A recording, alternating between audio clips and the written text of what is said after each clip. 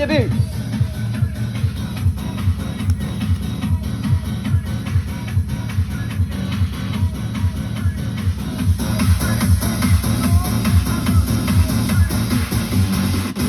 Give me action at the touch of a bullet, flying through like Daisies. in a computer interface.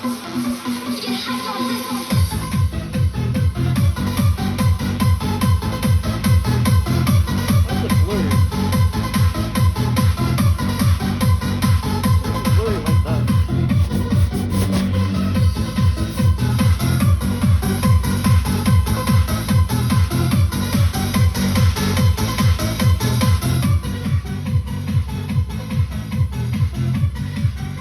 Silly.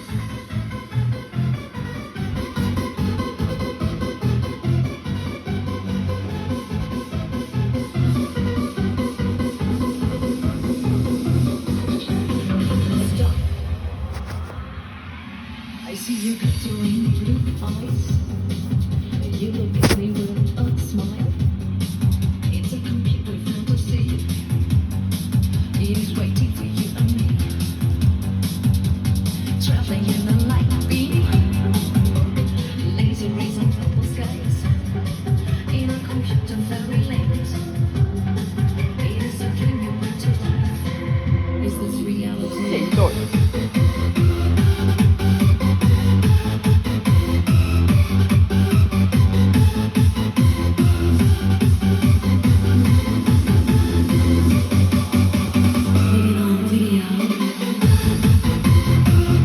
Something about on video.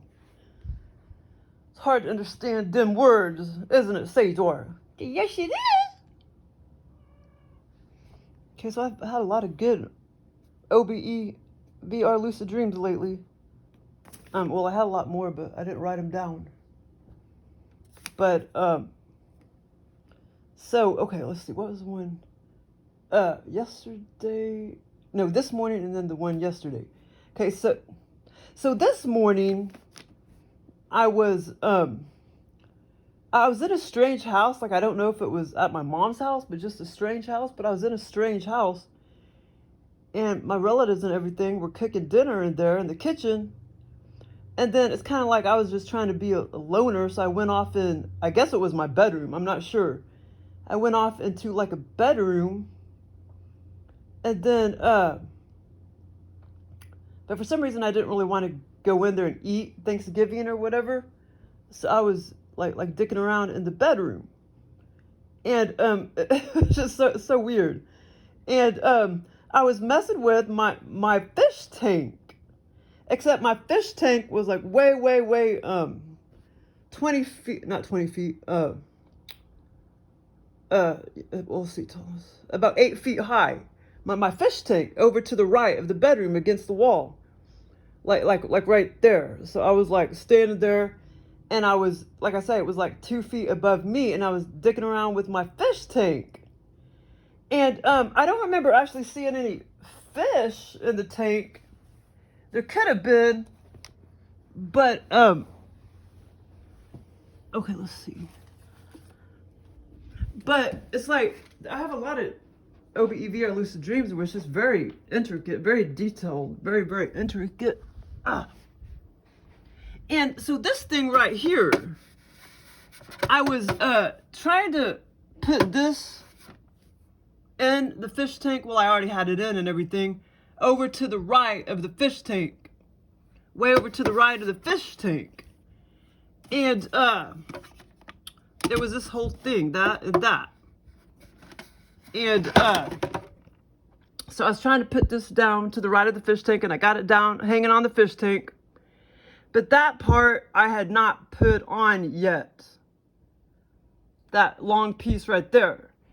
But there was this other wait, okay, hold on. I know. Oh, yeah, I know where he got that from. I know where Joe got that from. There was another piece that had to hook in, before I put that piece on. And it was, I could try to draw it, I guess. Okay, let's see. Almost kind of like a wire thing, you know, which is stupid because you don't have to really put like a wire, you know, on a fish tank. But so I was diddle dabbling in that room for quite some time. Then this she looked kind of familiar. This kind of older, big old butchy woman came in there, and like I said, she looked a little familiar. Hey, Simbi. Hey, Simbi. What's up, baby? She looked a little, you know, like familiar and everything. And then, so she was like trying to help me and everything. And she's like, I was like, well, but is the fish tank gonna work without that long piece? And she was like, oh, well, it might. Just try to see if it still works. You know, because I realized, so basically that's the pump, or part of the pump or whatever. I guess the pump was kind of already hooked on. That's like, I think the pump goes in there or something. Crap, I can't remember. But anyway, so basically it was kind of like that in the scenario. That whole black piece was like the pump. And so I was like, are you sure it's gonna work without that long piece? And she was just kind of like, she was helpful and everything, and she was just kind of like, well, just try it out and see if it works, and if it doesn't, then put the long piece in there. So I eventually put the long piece in there because, deep down I was thinking, wait a minute, that's not going to work until I get that tube down into the water, because it needs to be touching the water. Yeah, Joel, he just takes these bits and pieces from my brain, you know, because a long time ago I had all those thoughts on the brain when I was dicking around the fish tanks and stuff. That was a long time ago. So weird. Like they could go back when you're like 2 days old and whatever you're thinking, except you're not going to remember it, and you're not going to realize that that's something he took and put in your scenario when you were 2 days old, because you're not going to remember that. But they can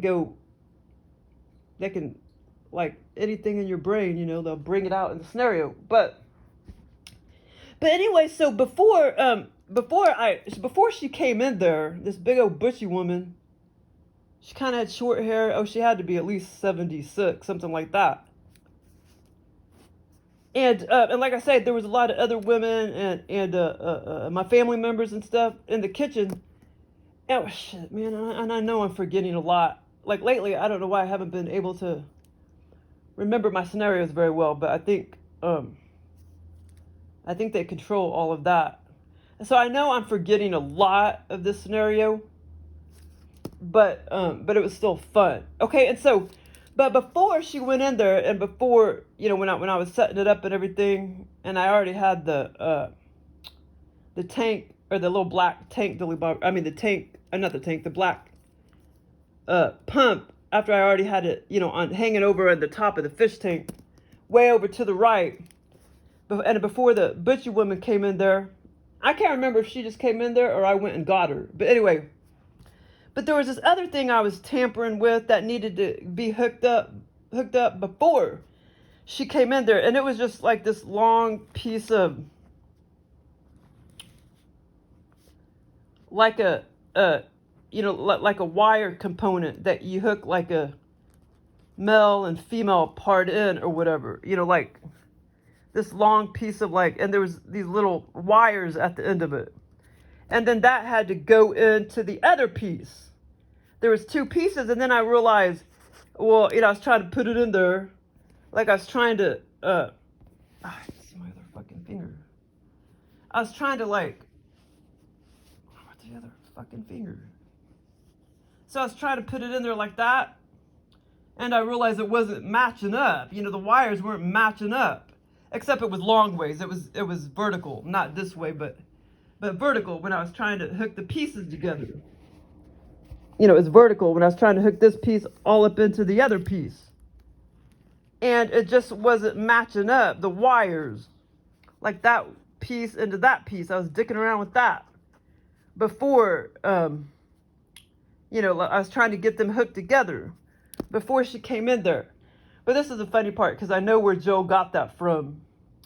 He got it from that wire brush that I bought at at Home Depot recently that you put at the end of a universal pole.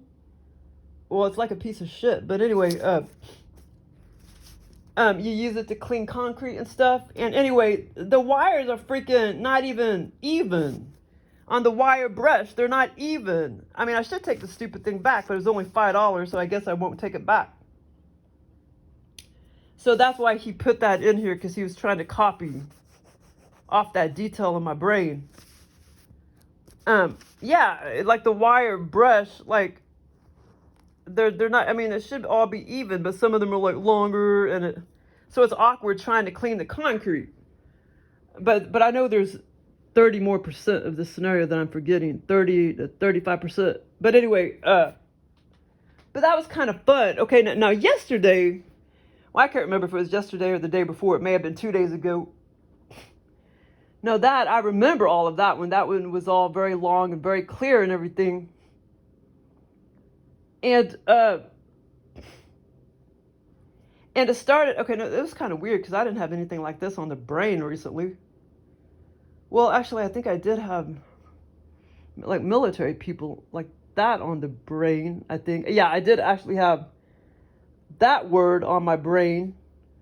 But I was in kind of like an underground. I don't know what you call it, underground facility or underground. It was an underground base or facility or whatever. And I was in one huge room with a bunch of other guys, and there may have been a couple women, but it was mainly a bunch of guys. Yeah, it was probably about 30% women, 70% men. And we were all about the same age or a little younger. And we were just walking around this facility, but it seemed to be, it may not have been 100% underground, but it seemed to be at least 50% underground, if that makes sense. But we were definitely a little bit underground. And like all the floors seemed to be, like concrete and everything. And it's like the military people were, it's like they were keeping us captive in there, because I didn't want to be there. They were keeping us captive. And it's like they were going to train us or something for something, but I don't know what it was. And I don't even know if that was part of the scenario or if I forgot. But I know, they were holding us there and keeping us captive, like all these military people. And so we were walking around this big room. And I know this is all kind of weird, but some parts I'll have to edit out. But there was one part, and it almost kind of seemed like Joel was trying to copy off like being in a basement, so to speak, as well. But in this scenario, it was definitely some kind of underground facility or base, but just kind of like, kind of like a basement, because it was semi-underground. And we Cesar, play with your new toy, baby. So anyway, okay, so one part of the scenario, and at one part we went and lined up. And they were going to take us outside, all the military people. Oh yeah, the first part of the scenario, there were like, I don't know, 7 or 8, maybe 10 or 12 military people walking around. And then at one point they left and we were in there all alone. And then another part of the scenario, we were lined up, and then the military people came back. And it's like they were about to take us outside. And we were lined up, and there was a bunch of other guys standing around me, and I was like, well, I'm just going to try to leave, blah, blah, blah, blah. And, yeah, so there was that part of the scenario, but I don't ever actually remember going outside. And then one part of the scenario, I leaned down on the floor, and I don't know what the hell it was. I mean, I totally remembered it in the scenario. But now that I woke up and everything, I can't remember exactly what it was. But it was some kind of soup or something. And then it was like kind of lightish, greenish, fluorescent greenish, this weird soup that was laying on the floor. And then I was like, I can't remember exactly what it was, but I like picked up the bowl and it was like jelly, and then it kind of turned to gel like, and I was fiddling with it, trying to get it diluted. I was gonna try to dilute it. But as far as I remember, it was some kind of, I mean, I can't 100% remember if it was soup or not, but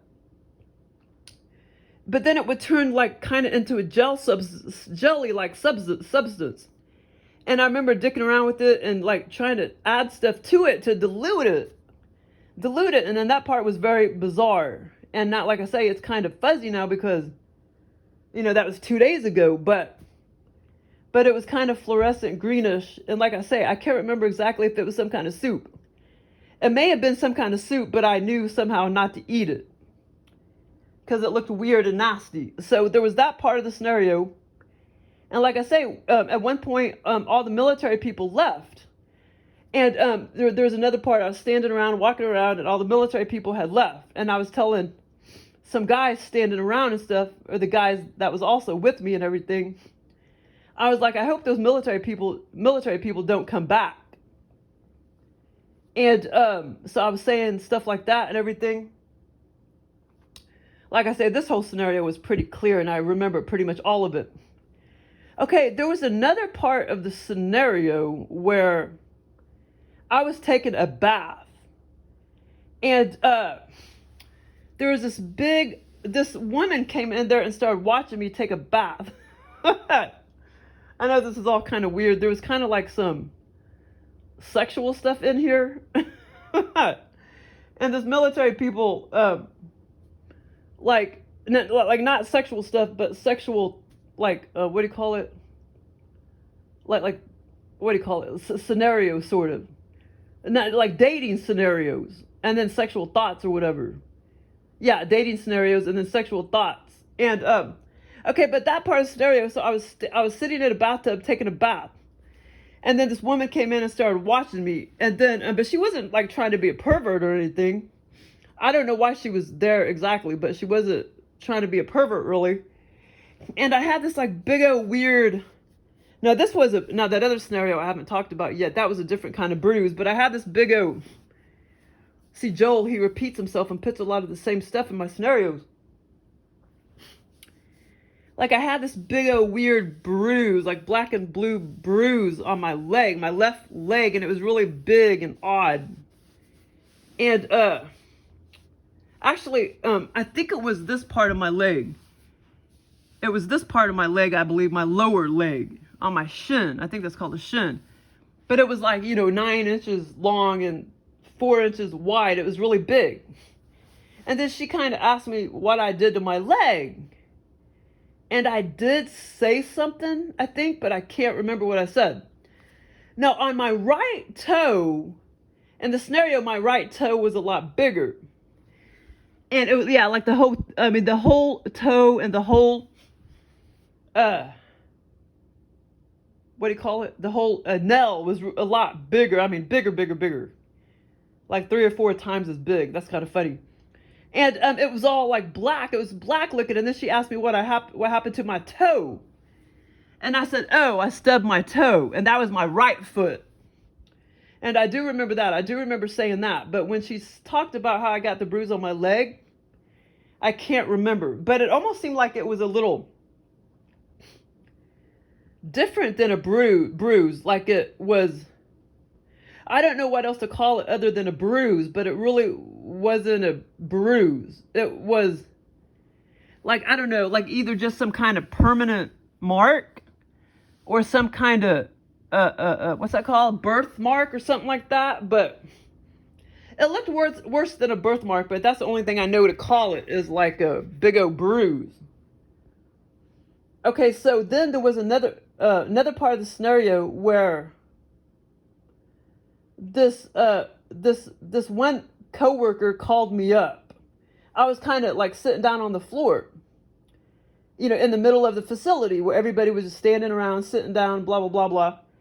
I was sitting on the floor as far as I remember, and I had my cell phone with me, and this ex-coworker called me up. And she was like, yeah, I'm what'd she say?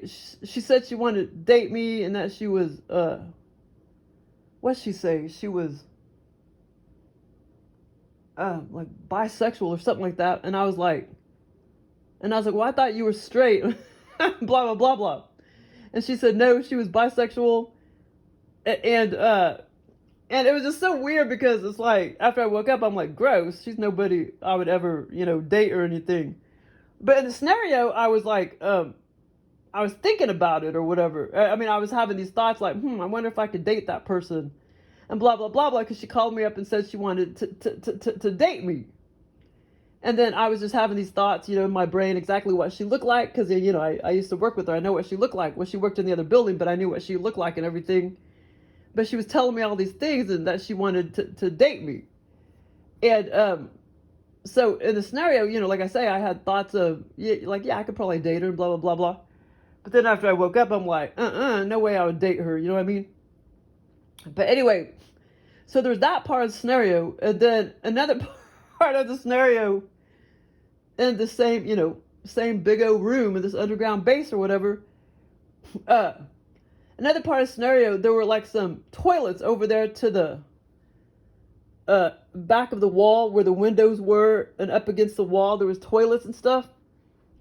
And it's like these toilets didn't even have a stall or anything, They were just kind of like out in the open, so to speak. Joel does that all the time.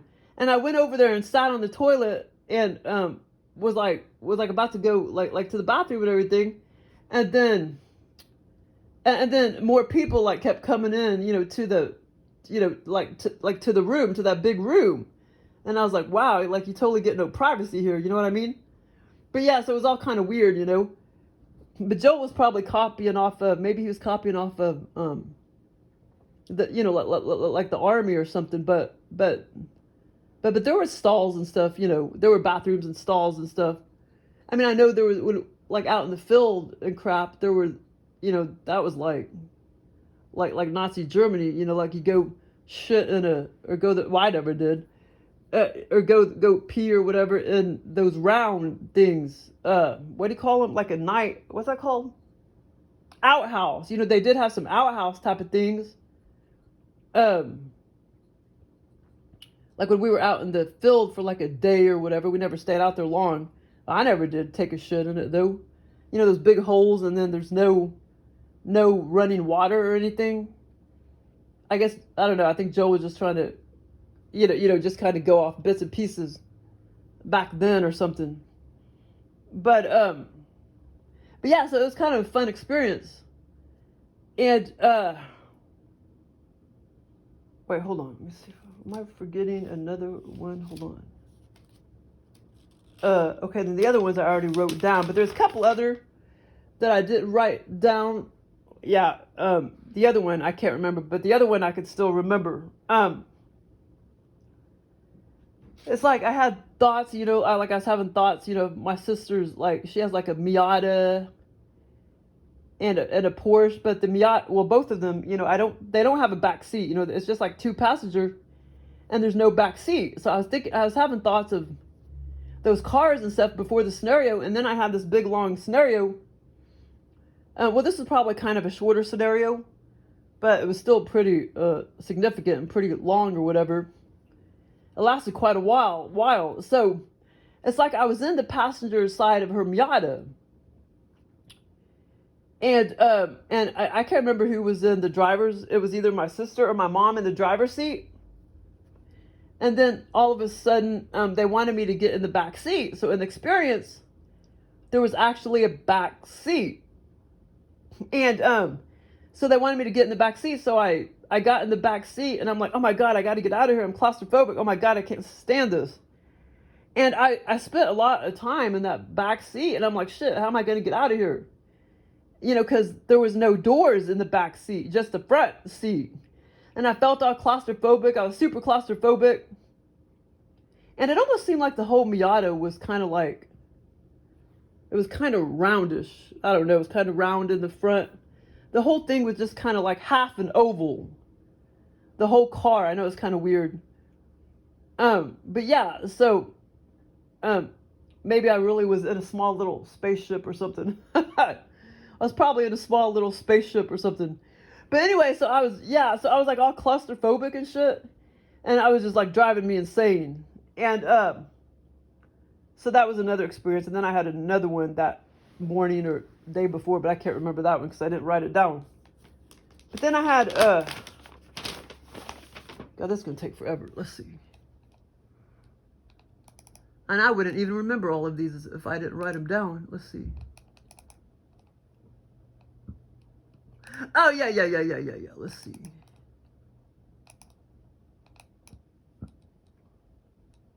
Oh, yeah, I wouldn't even remember any of these if I didn't write them down. And this was like a couple weeks or so ago, maybe 3 weeks ago. And so I was in this auditorium, like a theater, like a live theater play auditorium. I was in this auditorium getting ready to see a play, and I was with my friend Angie, and we were sitting there waiting for a show to start. And this scenario lasted a long time. This went on for a long time, and it was almost like we were spending the night there as well, at least one night in this auditorium. And like I say, a lot of this part of the scenario, we were just sitting there talking forever and ever, 30 minutes, 40 minutes, an hour. And like I say, this whole scenario lasted several hours. But anyway, I got up several times to go get underwear, to go get like several pairs of my underwear and socks. And I noticed as I walked up to the little incline down the hallway to go get me some underwear and socks, I came back down to the auditorium to go sit back with Angie. Wait, hold on. Yeah, so at one point I left her, the seats that we were sitting at. And I told her I was going to go find my socks and some underwear, like several pairs of socks and several pairs of underwear. So I walked out of the auditorium and I walk up this slight little incline. And then I walk back down the incline to go back to sit with Angie. And then all of a sudden, right there in the path of the hallway, there was this big, beige, very light beigeish, whitish bag. Like cloth bag. Almost kind of like, what's that? Not burlap, but cloth. Like, almost like cloth that has not been bleached. This big old cloth bag that had not been bleached. Like all natural bag. And it had already been cleaned and laundered, and there was a bunch of white pairs of socks and a bunch of white pairs of underwear in that bag. And I was like, oh, okay, well, I'll just go ahead and take this bag and, take it with me, and go sit back with Angie down in the auditorium. So I took the bag and I went back down to the auditorium and I sat there with Angie with my big old bag of underwear and socks. And there were a lot of people in the auditorium. It was pretty much filled up. And eventually I wanted to go back, up the incline hallway to find some food. So I left the seat again where Angie was sitting to go get some food. And then I realized I started looking around, and this guy, and he almost seemed like a homeless guy or something. He was throwing this Halloween-sized Hershey chocolate miniature bars all over the pathway, the hallway. He was throwing it everywhere for us to, go pick it up and eat it, first come, first serve. And I looked down and I saw the little miniature chocolate bars, and I debated whether I wanted to eat some or not. And I knew I probably couldn't because I didn't know if they were gluten-free or not. It was like Joel put that in the scenario because it was almost like he was copying off of, when you throw food down for a goose or a duck or something, when you go throw food down. He was copying off of that. Yeah, so it's kind of funny. Or he also could have been copying off of that scene in the Brady Bunch where he was throwing popcorn down so he could find his way back from the cave or whatever. But anyway, I had this other scenario where it's like it felt like a different dimension and everything, but it was in an area over there by the college in this town. And a long time ago, there used to be all these houses, these old houses around there, but a lot of them, they tore down. But in the scenario, there was still kind of a lot of old houses, you know, around the college. And me and my sister, we were hanging out in the sorority house. And for a long time, just hanging out in the sorority house, talking to the members and blah, blah, blah, blah. And at one point, it was like one of the members had their cat declawed. Wait, hold on. Yeah, I was looking at one of their cats. They had like 2 or 3 cats running around. But I noticed that this one cat was declawed, except it was like the whole 5 inches of the leg was taken off. As though it shed off, like as if it was a whole leg inside of a shell or something, and it just flaked off like a tube or something. It was so weird. And I was looking down at it and I was like, you know, how could he walk around with that big old part of his leg that flaked off, you know? But it was like the whole half part of his leg flaked off. It was like 5-6 inches long. Like except it was like what I wrote down here, it was permanently attached to the cat, you know, but it just flaked off this big old piece of the leg, and it was hollow inside. It was so weird. Like if you put a finger rubber protector on, you know, like for paper and stuff, so you don't get paper cuts, and like it came off, except it was like 6 inches long and like 3 inches wide, except it wasn't made of rubber. It was so weird. Like it was almost like it looked like it was made of, I don't know, like I can't remember, like it was the weirdest thing. Like it was like a big, I don't know, like it was made like a big scab or something, like it was a big old scab, like a tube type of thing, big old scab that just flaked off. But it was in the shape of like a hollow tube, and it was weird. And it was just sitting there, and I was just staring at it, and I was just like, this is so weird. But anyway, I looked down at it, and I knew it was a bit odd. I knew the whole thing wasn't supposed to be coming off like that. Cut off. Oh. Like I knew the whole thing wasn't supposed to be coming off like that. So I know where Joe got that from, because recently, before the experience, this coworker was talking about her niece worked at a vet office, and somebody brought in a chicken with its legs cut off. Some dumbass cut off its legs, and so they're sitting there taking care of it and feeding it and stuff. So I think that's where Joe got that idea from the cut off chicken legs. But yeah, that's kind of sad. I don't know if the little thing is still alive or if they had to put the little rascal down or not, but as far as I know, they were just going to try to take care of the little rascal, and they're feeding it. That vet office on Campbell Street.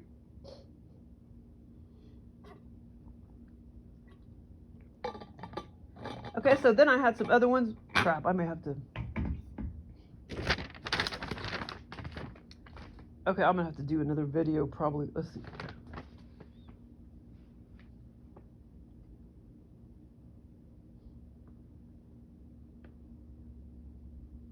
Oh yeah, all of these I would have forgot about if I didn't write them down. Well, that'll be another video. But anyway, that's my cool experiences. Yeah, this one I'll just make another 25 or 30 minute video. Thanks for listening.